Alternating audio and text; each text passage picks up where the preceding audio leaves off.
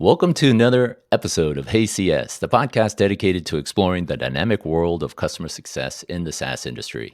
I'm your host, Tyrone Tan, and today we have an extraordinary guest who has made significant strides in the fields of customer success. Joining us is Kristi Faltorusso, a seasoned customer success leader with a rich background in driving customer engagement and success. Kristi brings over a decade of experience in building and scaling customer success teams, optimizing customer journeys, and fostering long-lasting relationships with clients. Her passion for creating customer-centric strategies has positioned her as a thought leader in the industry. In this episode, we'll dive deep into Kristi's journey, her insights on the evolving landscape of customer success, and how companies can leverage best practices to enhance customer satisfaction and loyalty. We'll also discuss the role of leadership in fostering a culture of success and innovation within customer success teams. So get ready for an insightful conversation filled with practical tips and expert advice. Welcome to the show, Kristi. I'm so excited to be here. This is a great topic, and I've got a lot to say about it, so I'm excited to jump right in. Fantastic. So if I went to your LinkedIn profile, an absolutely amazing background. Can you tell us about your current role with client success, what it is, and what's going on? Absolutely. So, Client Success is a customer success management platform. So, we help customer success teams manage their customers from what we say, like from new to renew. So, that entire post initial sales lifecycle. And I'm our chief customer officer. So, I oversee our entire post sales organization that's success, services, and support. And I've been with the company for about 3.5 years now, which is wild to me that it's been that long already. And I get to really lean into the business very creatively because I am a subject matter expert as well as the leader of the business. That's great. Now, I also noticed that you have KristiFaltorusso.com. Can you tell us about that? Yes. Over the past couple years, I would say post pandemic, I had done a lot of content creation and a lot of people, we all turned to LinkedIn and we tried to find our communities when we were removed from the workplace.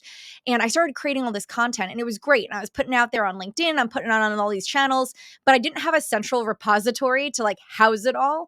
And people would come back and say, "Hey, you wrote this great article, or there was this post, or this template, or something you created, or what are the top books you would recommend?" And so I kept getting the same questions all the time. And I was like, there has got to be a better way. So I created my own website. And so it's just my name, KristiFaltorusso.com, did some branding around it.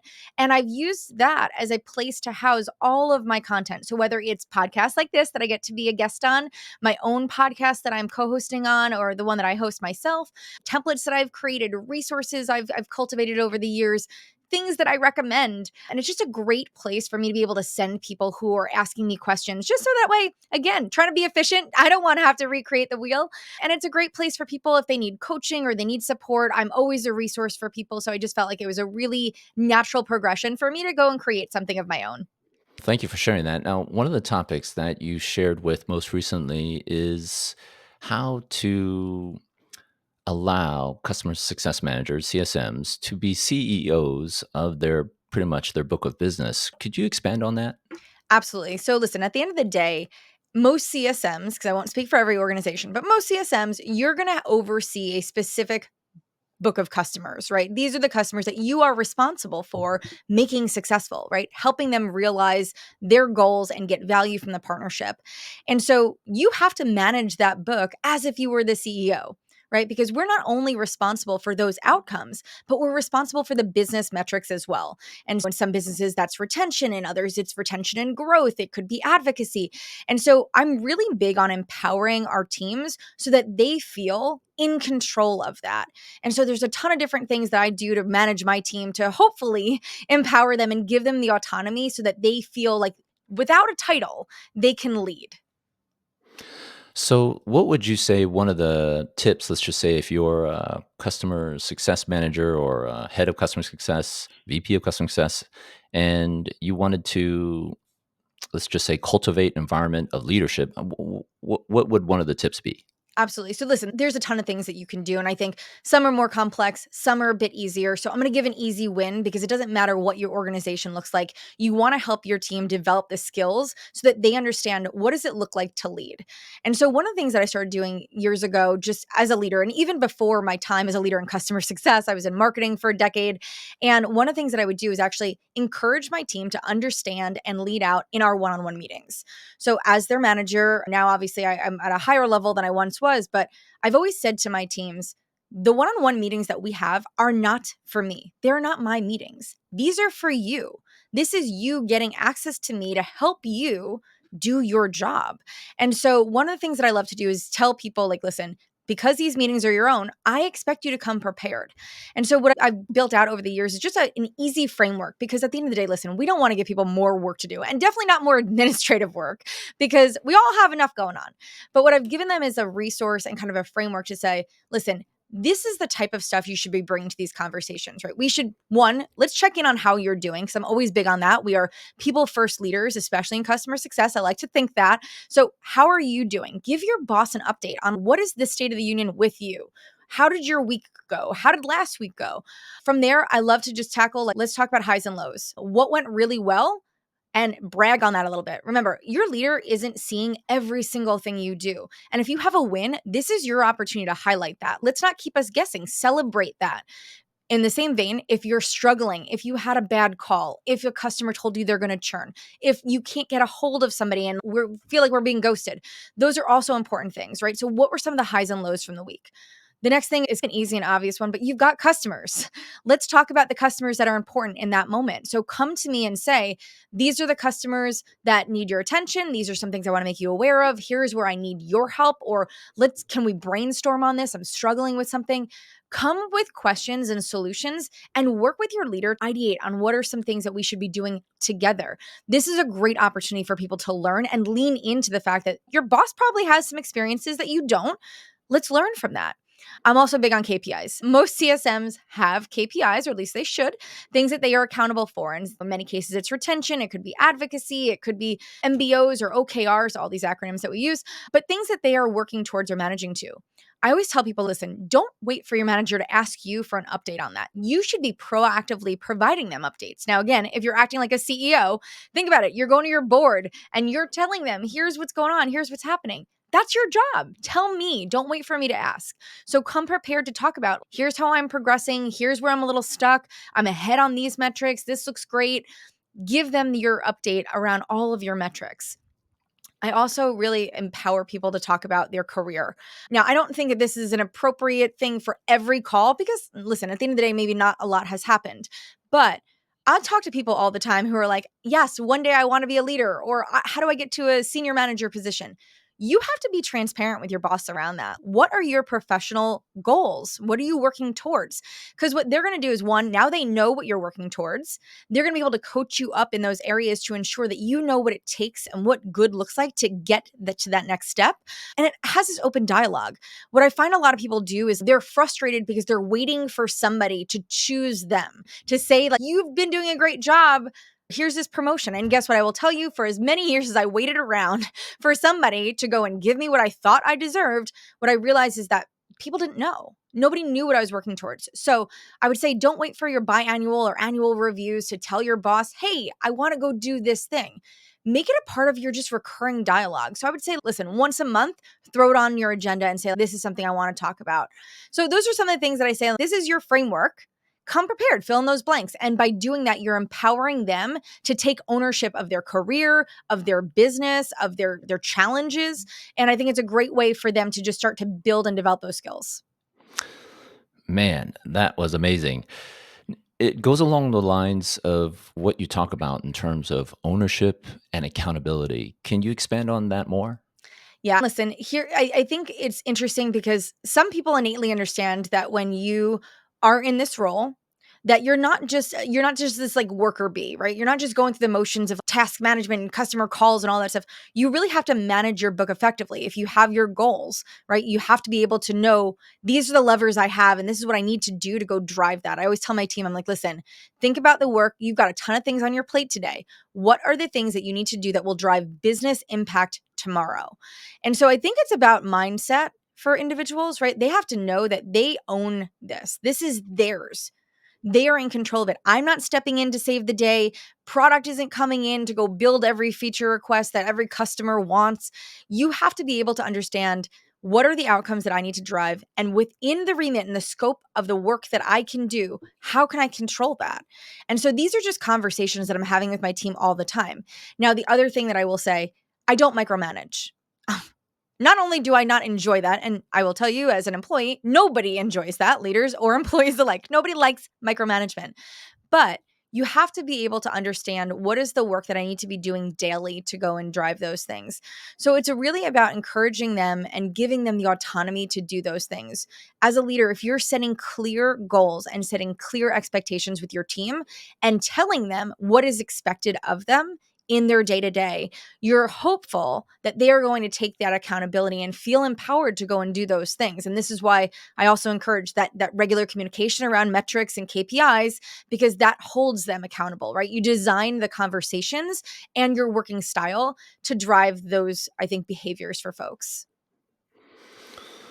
Wow. Now, you also mentioned the word cross functional amongst the teams. Can you dive deeper into that? Yeah, absolutely. So listen, I think the cool thing about customer success, and maybe I think it's cool, maybe not everyone loves it, but the unique thing about us is that we work with every single function in the company, right? We're working with the leadership team because we're driving and owning the revenue for the business. At the end of the day, yes, sales brings it in, but like we own the bag, like the book sits with us. We work with marketing teams, right? That would customers and referrals and that second order revenue that drives the pipeline. So we're oftentimes working with marketing because the work that we do has significant impact on the leads we generate, which ultimately become sales. We're also working with them to drive advocates. Right? We are doing events, we're doing webinars and all of these things. And those are your customers. And so the CSMs need to partner with marketing to make that hum. Obviously, sales is closing business. So we're working with them very closely to receive all of these prospects who have now become customers.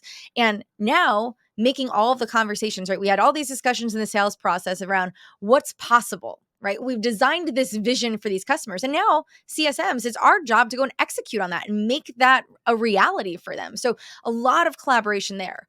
Product, right? At the end of the day, for most of us, we're at a SaaS company and your customers bought a product. Yes, the all of the other things, those are like little bows and ribbons on top. That's great.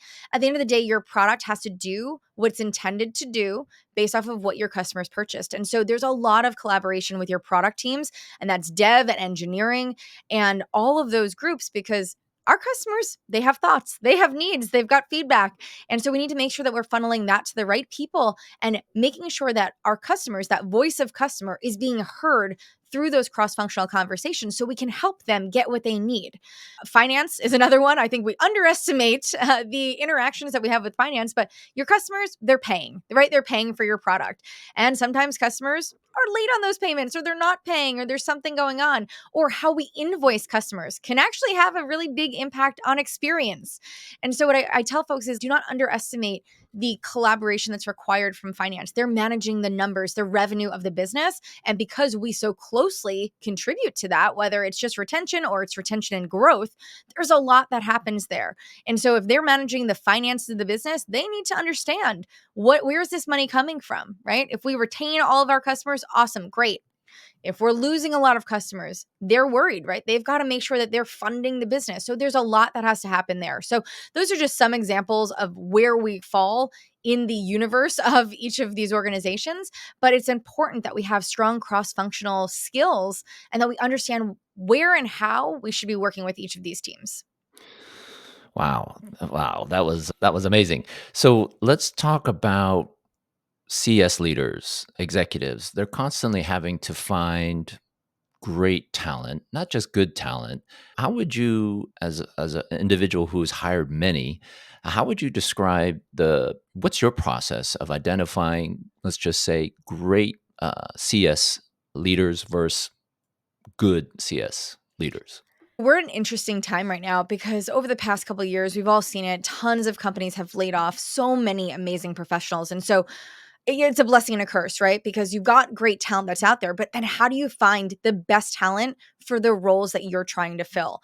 And so, an interesting thing that I've observed over the years is that for customer success teams, a lot of leaders will want CSMs as they're going through the interview process to complete a presentation. And what I see all the time is that it's like a mock EBR or a mock QBR. And I have to tell you, as somebody who has not only been a leader in an organization where that was the requirement, but also as a CSM who is interviewing for roles where I myself had to do that, it sucks. It's just really uncomfortable because you're trying to do a business review on a product you don't know enough about because you don't work there. And if you're doing it for a company you did work, you can probably only divulge so much information. So it always feels like it's coming up short, right? Like no matter what information you're using for that framework, I don't like it. And so years ago, I stopped doing that and I decided, listen, I agree. I like a project. I do want something to help me understand, can this person come into my business and drive impact day one? And so I've actually redesigned our exercise to include basically an account review. So what I give CSMs is I give them a framework, I give them a couple slides, and in the slides that I give them as I set them up for this presentation, I'm like, here's 4 slides. On these slides, I say, here's the details around what I expect you to do. It's a 30-minute presentation back to me and a few other stakeholders as part of the interview process, and they are to do an account review. So I give them 10 customers. These are fake customers. No real customer data is ever shared. 10 customers. I give them things like the ARR, the renewal date, the current account health. I give them a couple notes, so some context around it. So if the account's at risk, it's like it may say something like, "Oh, recent executive turnover," or just something that is common as we experience working with customers in CSMs as CSMs. So what I do is I give them this exercise and I say, you have 30 minutes. What you have to do is present back to me, and it's 10 customers. How are you going to prioritize these 10 customers, right? You're a CSM, you have limited time.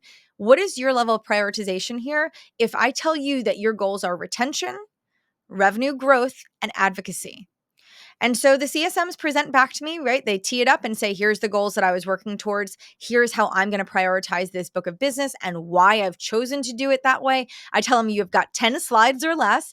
And then I leave time for some, questions at the end. So you have to do it in 30 minutes. So one, it helps me understand, how do they think about their book of business? How do they think about prioritizing towards goals? How do they think about risk? How do they think about opportunities? How do they think about business contributions through advocacy? It allows me to understand how they approach data because I'm giving them some information here. So, how are they working with the data points that I've given them? I can see their presentation skills. I get a sense of just who they are and how they would manage this. And I have found that exercise gives me better insight as a leader who's hiring into, will they be able to come into our universe tomorrow and pick this up and get it and do this job, versus a mock EBR or QBR, which doesn't tell me anything about their skills that are required to do the job. And I will tell you, one of the things I ask at the end of every interview is I ask them, what is your feedback or what are your thoughts on this assignment? And I don't know, listen, maybe people are just brown nosing, but I have never had anybody come back to me and say they didn't enjoy it. They said it really gave me a sense of what you expect as a leader.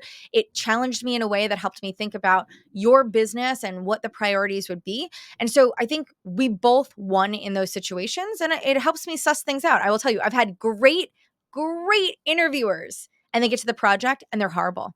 And then I've had people that maybe are not as strong, but then get to the project and they crush it. So it really does allow me to suss out, what do I need, right? What is going to round out my team based on the skills that I'm interviewing for? Wow, that was a great idea on that. So, where could CSMs or I'm sorry, CS leaders, hiring managers, where could they learn more about that? So I have created a couple templates that I make available on my website at KristiFaltorusso.com. So I've got a couple of things. One, I have an interview guide that I created, which is all the behavioral style questions that I ask in an interview because I don't want people to tell me a little bit about themselves. I'm coming in with very pointed questions. Tell me a time when, give me an example of, and it allows me to do a deeper dive into, again, do they have the right experiences and skills to do the job that I need them to do? So there is a guide there on all the interview questions and like the framework around how I approach that with the interview process. And then I also have all these assignments. So I have the assignment for CSMs and I have a different assignment that I do for leaders. So again, I give an assignment to all the leaders that I interview, right? So if you're a chief customer officer or you're a VP and you're hiring for directors or a team lead or a manager, you might want to do a project with them as well. But giving them a book of business is not what you need to see from them. You're expecting them to lead a team and to run a business, which is very different than managing a book of customers. So I've got different assignments there, but all those templates are available. Fantastic.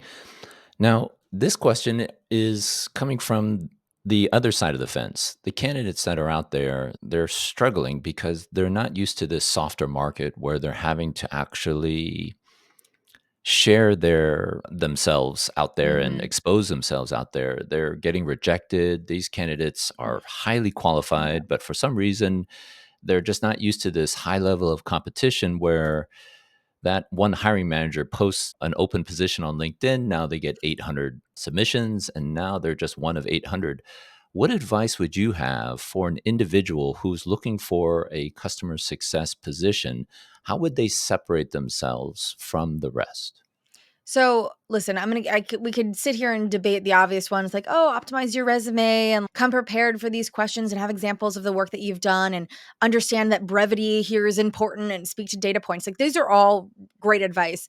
But I will tell you right now, in particular, the best thing you can do for yourself is cultivate and build your network. It is something that I have been doing. Honestly, I just looked at my LinkedIn date that I joined LinkedIn. I joined LinkedIn on May of 2005. Next year, I will have been on LinkedIn for 20 years, which is crazy. So I've been building my network for quite a bit. But I find that a lot of people wait to build their network, right? Oh, when I need it, I'm starting to make these connections. And then you're asking for people for things, right? And it's not mutually beneficial. So you need to start building that obviously in advance before you're in the position that you're looking for a job. But let's say you didn't get that opportunity and now here you are and you're a candidate, you're looking for jobs. You have to work your network.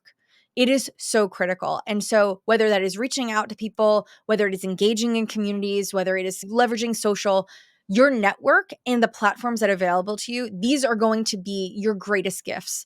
And I'll tell you, because most people that are hiring right now, I get a lot of people that reach out to me. Not obviously, not everybody's reaching out to me. So don't reach out to me looking for a job. I don't know everything, but a lot of people will come to me and say, hey, Kristi, I'm hiring.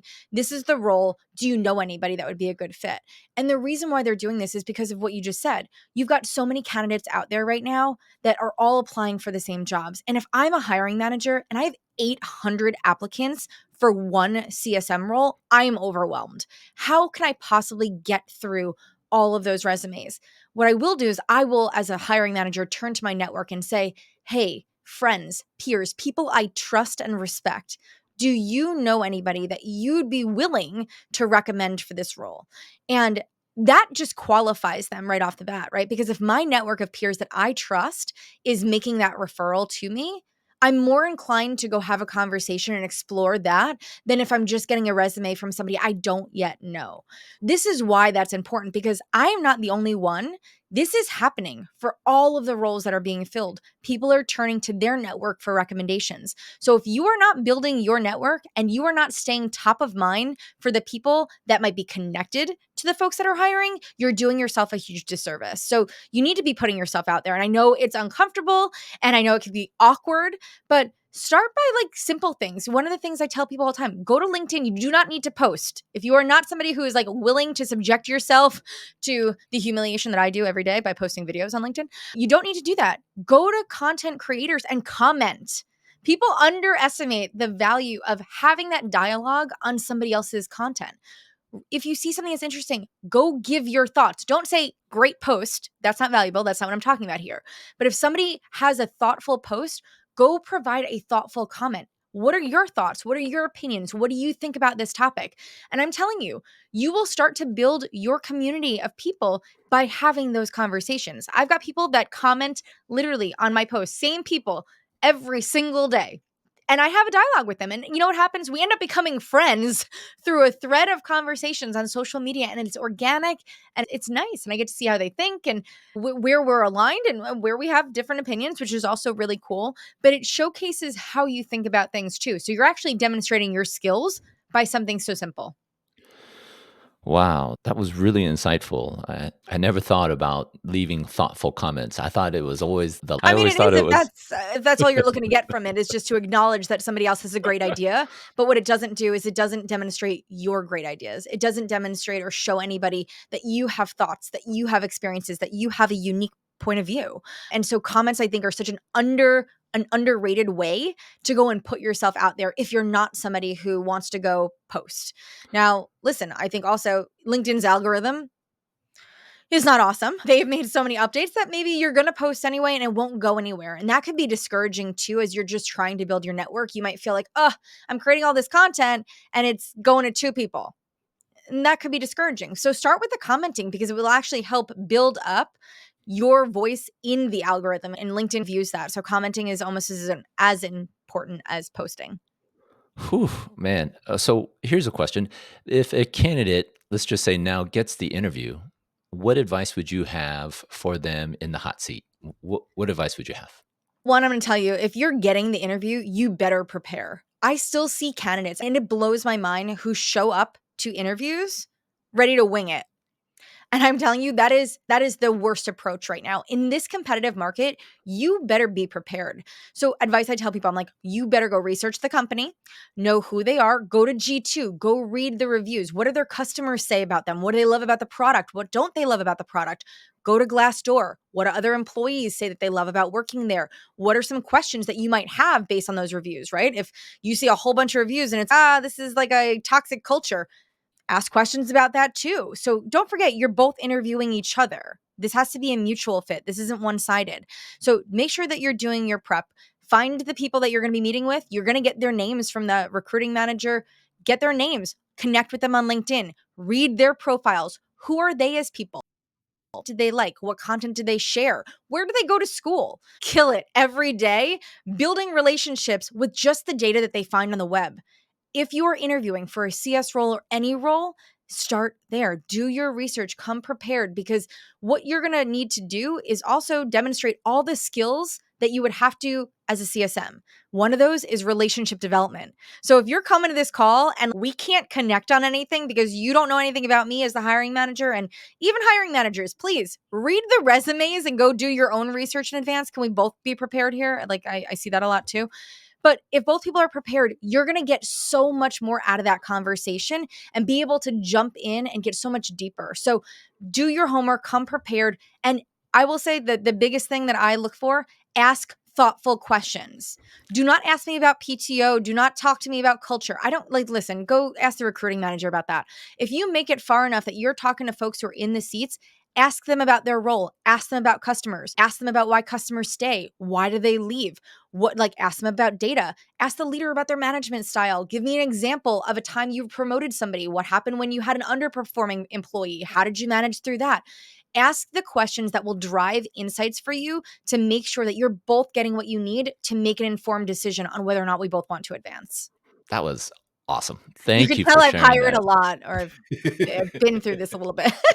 Yeah, that was, if anybody listened to this and they're looking for a job, that was the ticket. That was the golden ticket. So thank you, Christy, for sharing that. So, Christy, where can people or leaders, CS leaders, find out more about how to be a better CS leader or how to be a CEO and of their book of business? How can people find out more? So I share a ton of content on as many social channels as I can. Be honest with you, I don't love social media, so I'm placating to the fact that we all need to be there. So LinkedIn, I post content every day, or at least try to get something out there every day, which thoughtful hints and tips, advice for customer success managers and leaders alike. I also have my website, KristiFaltorusso.com, where I put a wealth of information there. And then as the chief customer officer at Client Success, I get to do a ton of content and collaboration with them.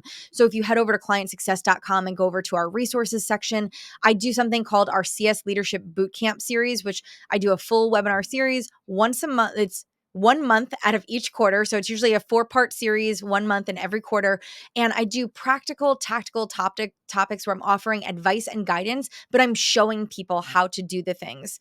And so it's platform agnostic. So it doesn't matter if you use our product or not, but I'm offering advice and leadership. I've done over 40 hours of recorded boot camps. They're available on our website. They're also on our YouTube channels. Honestly, if you Google me, you're probably going to stumble across something. Fantastic. I want to thank you so much for coming on to our HeyCS podcast, and you've been absolutely amazing. So thank you for coming on. Oh, thank you so much. This is a great conversation. And I hope for people that are looking for work, I hope you find your next home soon. Thanks again.